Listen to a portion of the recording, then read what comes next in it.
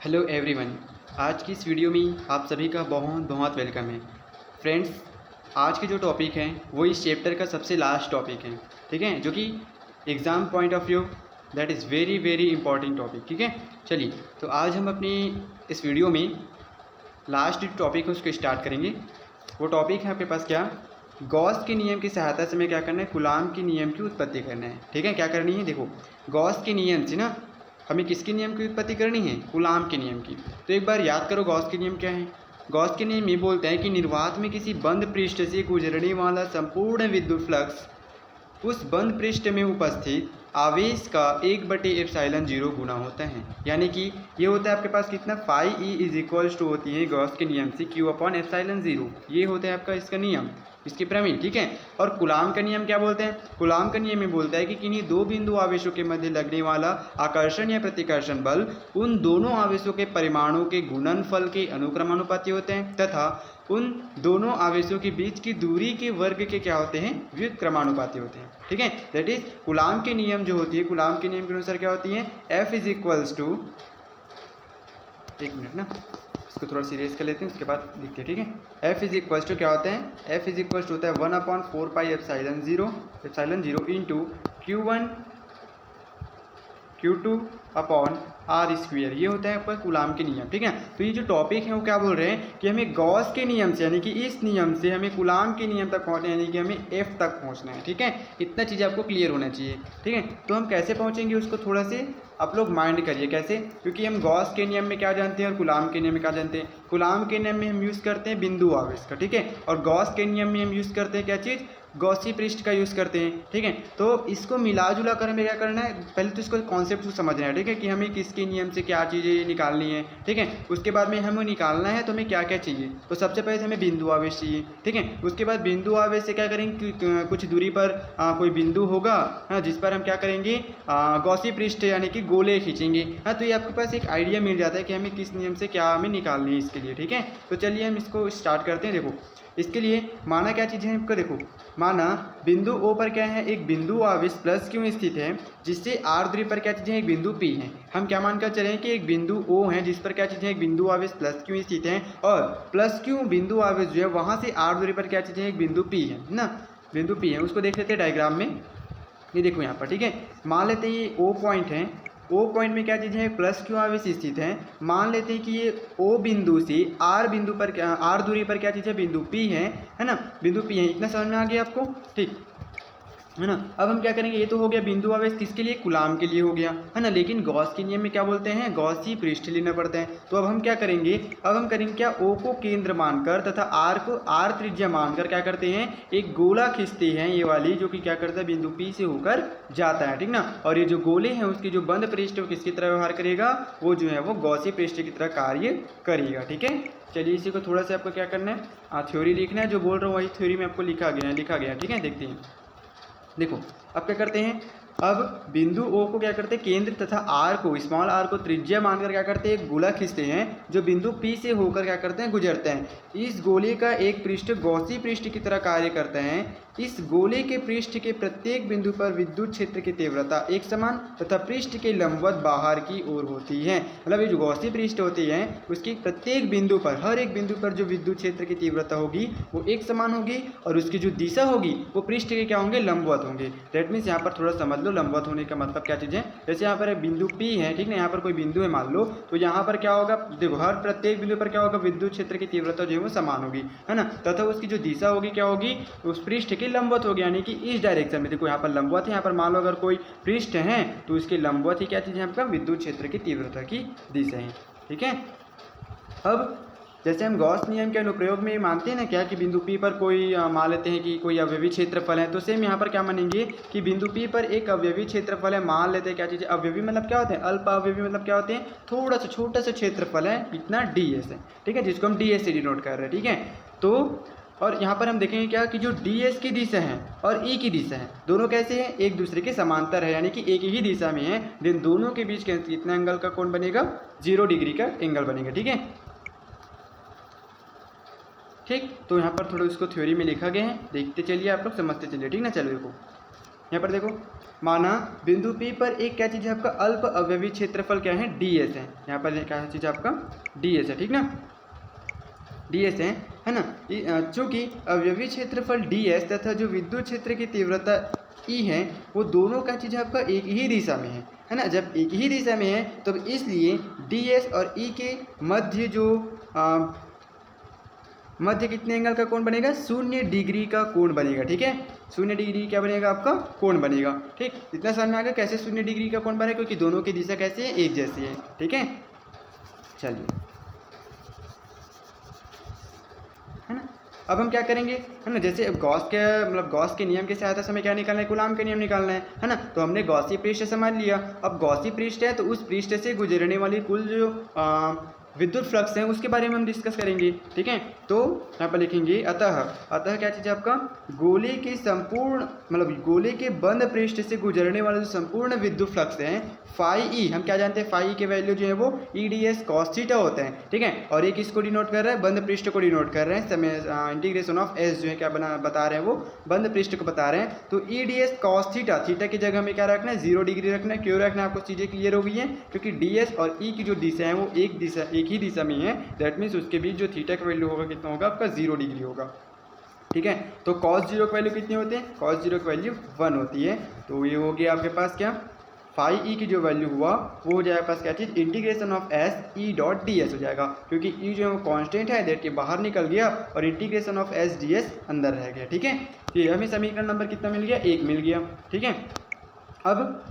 अब मैंने जैसे पिछले वीडियो में आपको बताया था ds क्या चीज़ आपका अवयवी क्षेत्रफल है ना, किसी एक जगह का क्षेत्रफल है। तो अगर हम इंटीग्रेशन का मतलब क्या बताया कि उसको हम क्या करेंगे, छोटे छोटे भाग में क्या करते हैं, जोड़ते जाते कहाँ तक, वहीं जहाँ पर वो बिंदु है वहीं पर वापस ना आ जाते तब तक क्या होता है, जोड़ते जाते हैं। इंटीग्रेशन का यही मतलब है, ठीक है। तो ये क्या बताते हैं, गोले के पृष्ठीय क्षेत्रफल को डिनोट करते हैं, ठीक है। तो वही चीज़ हमने यहाँ पर लिखा, देखो यहाँ पर जो integration of S D S है वो क्या चीज़ बता रहे हैं, गोले के पृष्ठीय क्षेत्रफल को डिनोट कर रहे हैं। और गोले का पृष्ठीय क्षेत्रफल हम जानते हैं कितने होते हैं, 4πr² होते हैं, ओके, है ना। तो हम क्या करेंगे, समीकरण 1 में क्या करेंगे, इस वैल्यू को पुट अप कर देंगे। इस integration of S D S की जगह क्या रखेंगे हम, 4πr² रखेंगे, ठीक है।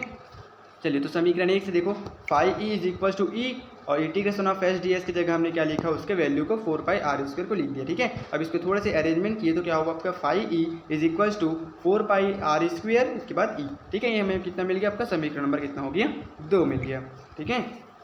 चलिए, अब समीकरण 1 को भी देखिए और समीकरण 2 को देखिए। समीकरण 1 को देखते हैं पहले, ये है समीकरण 1। समीकरण 1 के राइट साइड में क्या चीज़ आपका, फाई ई है, और समीकरण 2 जो अभी हम निकाले हैं उसके भी राइट साइड में क्या चीज़ आपका, फाई ई है। देखो समीकरण 2 के राइट साइड में कैसे है, फाई ई है, मतलब इसका मतलब क्या चीज़, अगर राइट हैंड साइड बराबर है तो उसके लेफ्ट हैंड साइड में क्या होंगे,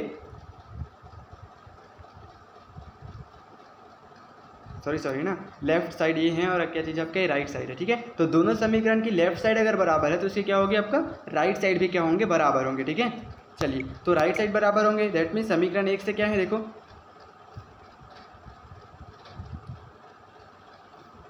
अरे सॉरी यार, समीकरण 1 और समीकरण 2 क्या है चीज़ आपका, समीकरण 1 थी तो समीकरण 2 निकला हुआ है क्या, है ना। समीकरण 1 आपका कुछ नहीं है, ठीक है। समीकरण 1 क्या चीज़, phi E is equal to 4πr² E है, ठीक ना। अरे मुझे थोड़ा सा गलत फहमी हो गया था, ठीक है। मैं सोच रहा था कि गॉस प्रमेय हमने लगा लिया क्या करके, नहीं, ठीक ना। हम जैसे हम गॉस प्रमेय के अनुप्रयोग में पढ़ते थे ना, पहले हम फ्लक्स निकालते थे, उसके बाद गॉस प्रमेय का यूज़ करते थे, तो हमने तभी गॉस प्रमेय का यूज़ किया नहीं है ना, थोड़ा सा मिस्टेक हो गया, ठीक है। ये हमारे पास समीकरण नंबर 2 है अभी, ठीक है। अब हम क्या जानते हैं, परंतु जो गॉस के नियम से हम जानते हैं कि फाई ई इज इक्वल क्या होते हैं, Q/ε0 होते हैं। अब हमें समीकरण 2 और समीकरण 3 को क्या करना है, इक्वल करना है, बराबर करना है। क्यों, क्योंकि समीकरण 2 और समीकरण 3 की लेफ्ट साइड क्या चीज़ आपका इक्वल है, दैट मीन्स इसकी राइट साइड भी कैसे होंगे, इक्वल होंगे, ठीक है। चलिए,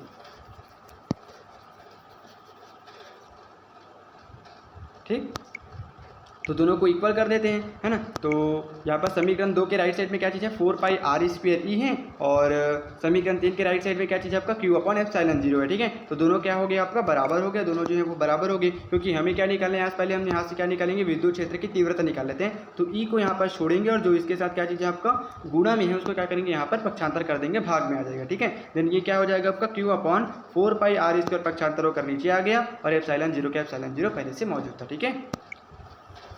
देखो कंफ्यूज मत होना ना, मैंने जो है वो क्या समझकर बताया आप लोग को कि मैं गॉस थ्योरम को पहले ही मतलब निकाल लिया क्या करके, मैं दोनों को इक्वल करेंगे समीकरण 1 और समीकरण 2 को बोला था, ठीक है। लेकिन सॉरी है ना, हमने गॉस थ्योरम तो लगाया ही नहीं था, ठीक है। तो समीकरण 2 और समीकरण 3 को हम इक्वल करेंगे, ओके। चलिए, तो यहाँ से हमें समझ में आ गया, ठीक। लेकिन यहाँ पर तो हमने क्या निकाला, विद्युत क्षेत्र की तीव्रता निकाला, लेकिन हमें क्या निकालना है, हमें तो भैया कूलाम के नियम निकालनी है, हमें तो विद्युत क्षेत्र की तीव्रता नहीं निकालनी है ना। कूलाम की नियम मतलब क्या चीज़ है, हमें एफ की वैल्यू निकालनी है, ठीक है। ये हमारे पास क्या चीज़ है, एम है हमारे, क्या चीज़ है ये, लक्ष्य उद्देश्य है, ठीक है। हमें ये निकालना है, एफ की वैल्यू निकालनी है, ठीक है। तो जरा याद कीजिए, हमने अपनी जो फर्स्ट सेकंड वीडियो में क्या बताया था आपको, विद्युत क्षेत्र की तीव्रता की परिभाषा एकदम सिंपल वाला है ना। तो वो विद्युत क्षेत्र की तीव्रता होती है क्या चीज़, उसको देखना, ठीक ना। समीकरण 4 क्या चीज़ है आपका, उसी को हमने अरेंजमेंट किए हैं, ठीक है। जो Q/4πε0 r² था, उसको हमने यहाँ पर 1/4πε0 डॉट Q/r² करके लिख दिया, ठीक है। किंतु हम जानते हैं क्या कि विद्युत क्षेत्र की तीव्रता E जो होती है क्या होती है आपका, F/Q0 होती है, ठीक है। F अपन क्या होती है, Q0 होता है, ठीक है। इतना तो क्लियर है आपको, हम जानते हैं ना इस चीज़ को, ठीक है। अब हमने यहाँ से क्या किया, एफ को रिप्लेस कर दिया, क्यों, क्योंकि हमें एफ की वैल्यू ही तो निकालनी है ना। तो एफ को यहाँ पर रख दिए और इक्वली क्या हो जाएगा, ये दोनों जो है आपस में मल्टीप्लाई हो जाएगा, देन Q0E हो जाएगा, ठीक है। तो हमें समीकरण नंबर 5 मिल गया, ठीक है, ये मिल गया है ना। जहाँ पर जो आपका Q0 हम यूज़ कर रहे हो क्या चीज़ है, परीक्षण आवेश है, ठीक है। अब हम क्या करेंगे, समीकरण 4 से E का मान जो है वो समीकरण 5 में रख देंगे, ठीक है। देखो यहाँ पर समीकरण 5 में क्या बोल रहे हैं, ये समीकरण 5 में हमें ई की वैल्यू चाहिए, ठीक ना, ई की वैल्यू चाहिए। तो हमें समीकरण 4 में तो ई की वैल्यू निकाला है ना, यहाँ पर देखो समीकरण 4 में हमने ई की वैल्यू निकाला है, ठीक ना। तो हम समीकरण 4 से ई के मान जो है वो समीकरण 5 में रख देते हैं, ठीक है। तो समीकरण 5 में देखो रख देते हैं, तो क्या हो जाएगा, ये हो जाएगा आपका F = Q0 पहले से था, और ई की जगह हमने ई की वैल्यू को समीकरण 4 से रख दिया, ओके। तो उसके बाद यहाँ पर तो कुछ कैंसिल होने वाला नहीं है ना, क्योंकि यहाँ पर Q0 Q ये सब अलग अलग है ना, कोई कैंसिल तो होने वाला नहीं है, ठीक। तो हम क्या करेंगे, देखो F हो जाएगा ये Q.1 और डॉट में क्या चीज़ है Q, दैट मीन्स क्या हो गया ये 1/4πε0 और Q0 अपॉन क्या हो गया ये r², सिंपल से इसमें गुणा बस किए, कोई दिक्कत वाली बात नहीं है, वैसे ही वैसे ही लिखिए, ठीक है। तो हमें समीकरण नंबर क्या मिला, 6 मिला। और ये जो समीकरण 6 है वही क्या चीज़ है आपका जी, वही आपका कूलाम का नियम है। कूलाम के नियम में क्या होता था, Q1 Q2 अपॉन r² होता था, ठीक ना। यहाँ पर क्या होता था, Q1 Q2 अपॉन r²। तो यही मतलब है ना, Q1 Q2 क्या बता रहे हैं, दो बिंदु आवेशों को बता रहे हैं, ठीक है। यहाँ पर भी दो बिंदु आवेश क्या क्या है, एक आपके पास Q है और दूसरा क्या चीज़ है आपके पास Q0 है, ठीक है। आई होप ये चीज़ें समझ में आ रही होगी ना। यही जो समीकरण नंबर 6 क्या चीज़ है आपका, कूलाम का नियम है। और कूलाम के नियम को क्या बोलते हैं, कूलाम का व्युत्क्रम वर्ग का नियम बोलते हैं। ऐसा क्यों, क्योंकि ये क्या चीज़ है आपका, देखो व्युत्क्रम वर्ग के नियम है ना। यहाँ पर जो दोनों आवेशों के बीच की दूरी का व्युत्क्रम होता है कि नहीं होता है, जो बल होता है वो, इस कारण से इसको क्या बोलते हैं, कूलाम के नियम को व्युत्क्रम वर्ग का नियम भी बोला जाता है, ओके। तो ये था आपके पास क्या चीज़, इस चैप्टर का लास्ट टॉपिक था। आई होप ये आपको चीज़ें जो है समझ में आई होगी, है ना। तो चीज़ों को रिलेट करके थोड़ा पढ़िए, समझिए तो समझ में आएगा, ठीक है। क्योंकि हमें क्या बोला था उसने, गॉस के नियम से क्या निकालना है, कूलाम के नियम निकालना है, ठीक है ना। तो गॉस के नियम से में कूलाम के नियम, तो आपको थोड़ा सा आइडिया लगाना है भैया कि कूलाम के नियम में क्या होती है, बिंदु आवेश यूज होता है। देन हम क्या करेंगे, यहाँ पर प्लस क्यू आवेश को मानकर चलेंगे, ठीक है। उसके बाद हम गॉस के नियम में आते हैं। तो गॉस के नियम में क्या होते हैं, गॉस के नियम में हम एक गॉसी पृष्ठ लेते हैं, है ना। तो गॉसी पृष्ठ लेते हैं, तब हम क्या करते हैं, उसके लिए विद्युत फ्लक्स निकालते हैं। अब विद्युत फ्लक्स निकालिए तो गॉस के नियम अप्लाई करते हैं कि फाई = क्या होता है, Q/ε0 होती है। फिर हम दोनों को इक्वेलेट करके सबसे पहले किसकी वैल्यू निकालते हैं, ई की वैल्यू निकालते हैं, ठीक है। जैसे ही हमें ई की वैल्यू मिला, क्योंकि हमें एफ की वैल्यू निकालनी है इस टॉपिक में, ठीक है, इस कारण से हमने जो विद्युत क्षेत्र की तीव्रता की सिंपल जो परिभाषा हमने पढ़ा था, है ना, कि E = होता है क्या चीज़ आपका F/Q0। इसमें हमें क्या करना है, वैल्यूज़ को पुट अप कर देना है, ठीक है। बस फिर आपका क्या हो जाएगा, जो कूलाम का नियम है वो आपको मिल जाएगा, ठीक है। तो आई होप ये जो टॉपिक है आपको बहुत अच्छे से समझ में आया होगा, ठीक है। और इसी तरह से आज की मतलब जो ये जो चैप्टर हैं वो आज इस वीडियो में कंप्लीट होते हैं, ठीक है।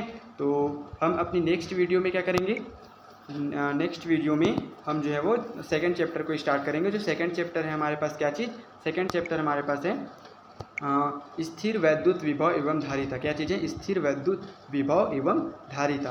तो हम जो है वो अगली वीडियो में क्या करेंगे, दूसरे चैप्टर्स को शुरू करेंगे, ओके। और जैसे कि मैंने बोला था कि चैप्टर कंप्लीट होगा तो मैं इसमें से इंपॉर्टेंट न्यूमेरिकल क्वेश्चंस करा दूंगा, लेकिन इस चैप्टर से जो है वो न्यूमेरिकल क्वेश्चंस नहीं पूछे जाते हैं, ठीक है। और पूछे भी जाते हैं तो बहुत ही सिंपल, है ना, जो कि आपके जो एग्जांपल्स दिया कम से कम ना, उसमें जो सिंपल एकदम एग्जांपल उसको देख लें, ठीक ना। इसमें से वैसे आपका एग्जाम जो क्वेश्चन है वो नहीं पूछा जाता न्यूमेरिकल क्वेश्चन, ठीक है, अंकिक प्रश्न जो है वो, ठीक है। फिर भी देख लेना, जो बहुत ईजी है, जो ईजी है ना उसी को देखना, ठीक है। और जैसे हम नेक्स्ट चैप्टर पढ़ेंगे तो उसमें जो इंपॉर्टेंट क्वेश्चंस रहेंगे, है ना, जो आता है मैं उसको बता दूंगा, ठीक है। चलिए, और हाँ, और एक बात कि जो चैप्टर के लास्ट में आपके बुक में जो ना दिया होगा, क्या तथ्यात्मक प्रश्न दिया होगा, क्या चीज़ दिया होगा, तथ्यात्मक प्रश्न, ठीक है। इस तथ्यात्मक प्रश्नों को आपको क्या करना है, एक अच्छे से पढ़ लेना है, ठीक है। यहाँ से क्वेश्चन आता ही आता है, एक आध ना एक आध तो आएगा ही आएगा, ठीक है। उसके बाद सबसे लास्ट आपके जो चैप्टर है ना, सबसे लास्ट में पूरा क्वेश्चन दिया, उसके जस्ट लास्ट, सबसे लास्ट में, ठीक है, उसमें दिया हुआ है क्या चीज़ आपका, मूल्य आधारित प्रश्न। क्या दिए हैं, मूल्य आधारित प्रश्न, ठीक ना। इसको भी आपको बहुत अच्छे से पढ़ लेना है, ठीक है।